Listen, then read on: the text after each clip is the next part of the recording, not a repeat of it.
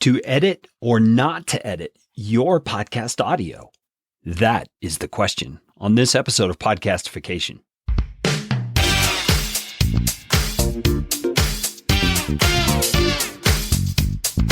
My name is Kerry Green, and I am the client happiness guy at podcastfasttrack.com, and this is Podcastification.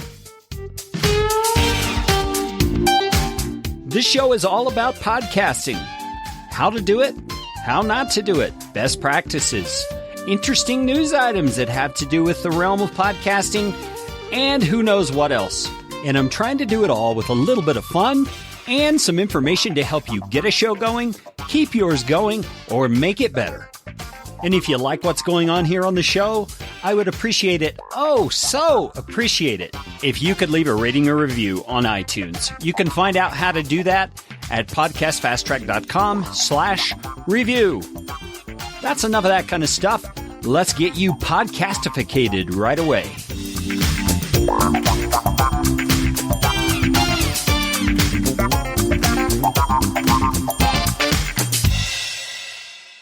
You know, as a podcast producer and guy who runs a company who produces podcasts for a living, I get this question all the time. How much editing should I do? Well, I think it starts out with editing philosophies.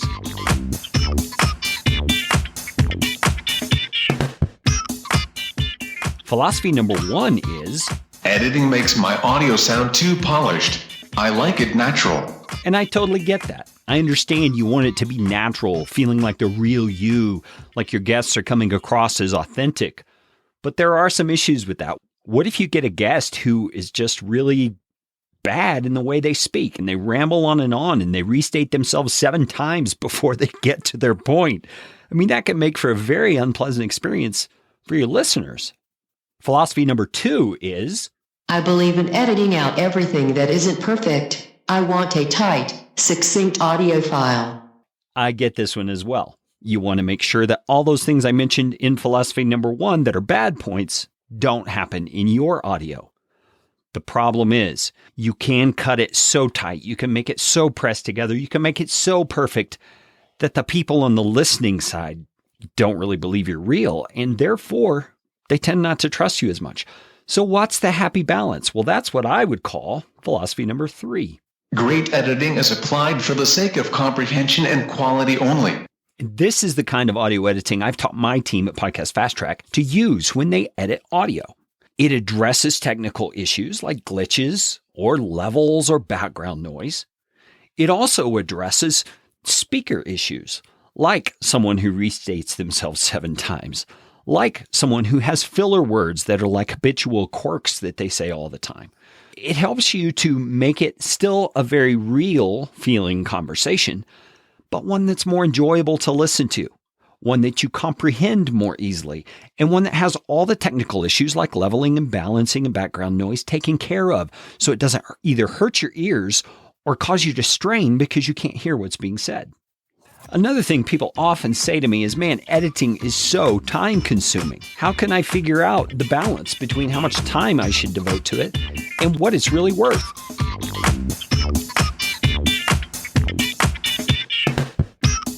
Well, yep, there's no question. The kind of editing that we're talking about does require time. And depending on how skilled you are at editing, there's potentially lots of time that could be invested in your audio editing. On top of that, you've got to know how to use your audio editing software effectively for the kinds of things that you're doing, whether it's compression or leveling or noise reduction or whatever. If you use Audacity, I have a great course you can check out. It's called Audacity for Podcasting, and you can find it at audacityforpodcasting.com. If you use Adobe Audition, Logic Pro, or even Hindenburg, there are courses on the internet that you can find, and I'll include them in the notes for this episode.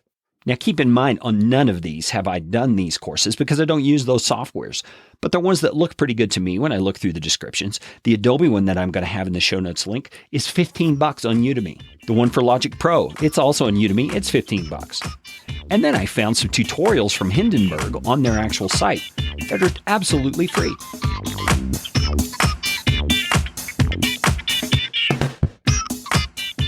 Well, should I do my editing myself? Or should I hire someone? That's a very valid question.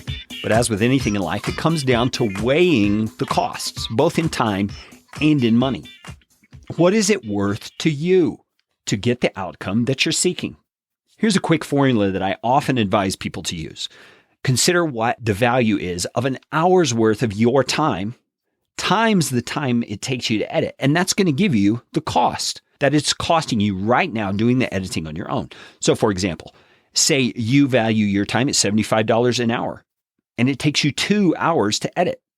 Well, that's $150 worth of time you're investing into that particular episode. So you could say the cost of you editing it yourself is $150 per episode. But you also need to figure in the amount of enjoyment you get out of doing the editing.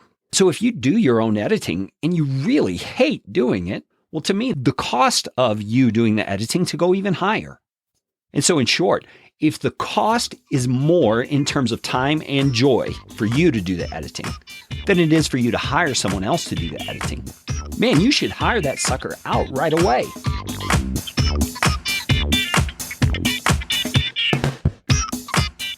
What can I expect to pay? It's hard to say what you're going to expect to pay for a handful of reasons. Number one, every company or freelancer is going to have their own rates.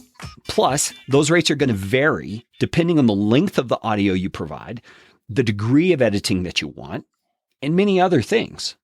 I can speak for my team. For Podcast Fast Track, we average, and keep in mind this is an average, about $75 per episode that it would cost us to edit your audio. Now, that's for up to an hour of time for the raw audio file, but don't quote me on that because if your episodes are shorter or require less editing, it's going to cost you less. If your episodes are longer and require more editing, it's going to cost you more. And if you want an NPR style show, with all the music and sound effects and background stuff, man, we should talk because that's going to be a little more, and it's going to need a lot more communication to make that happen.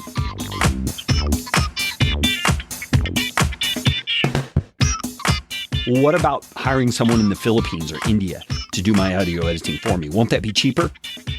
I've heard raging success stories from people who say that they found someone in the Philippines or in India who does their audio editing for them. It comes out exactly like they want, and it only costs them $25 an episode. Well, I am so thrilled for that person, but in my experience, that's the exception and not the rule. In my experience, people from those countries tend to lack the skills needed to do the job right, so it's a training issue, or they don't have adequate English skills to understand and implement what it is you're wanting done, and that's a cultural issue. And in addition, if there is a person who has both those skills nailed down, they are super hard to find. And my disclaimer is that this is not a prejudiced or bigoted opinion. It's just my assessment of the facts in this case as I see them. So should you do audio editing on your own show? Should you hire someone else to do it for you? As you can see, there are a number of things that go into that decision. And it's a personal decision that you have got to make about your show. But I'm hopeful that what I've covered in this session gives you some new things to think about as you make the decision for what you want in your show. So I wish you the best and hope that your show is a raging success. Now go out and make it a podcastificating day.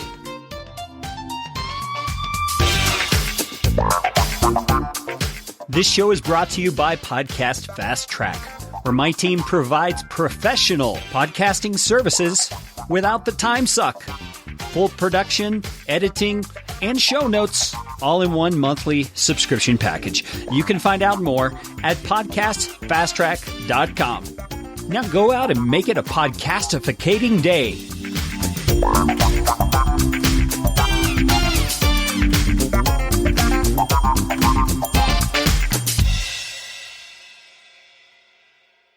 Audio editing and show notes by podcastfasttrack.com. Get 15% off your first month by mentioning this show.